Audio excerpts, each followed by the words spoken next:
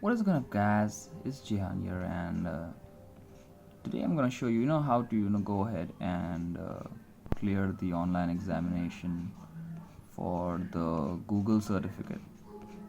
Well, do note in mind that some of the questions will be different as you might be appearing for this exam, but pretty much you can go back and forth. You can pause the video anytime to see what answers we've marked, and hopefully you will clear this with score above 85. That's what I'm guessing.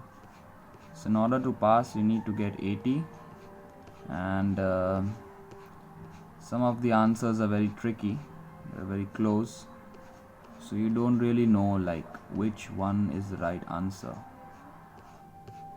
but I'm guessing these are the right ones, and there might be some mistakes, but that's okay. Let's check the score. This is live right now. It's a live first time appeared for the test. Alright, that's 92 right there. There's 92 right there. You can see the score. Congratulations, you've completed the digital unlocked course with 92%. So most of the answers were right. Yes, I did have a doubt in some of the answers. Please confirm your name below. So let's keep this in capital. Let's keep this in capital.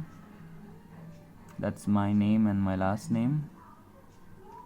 And let's click next.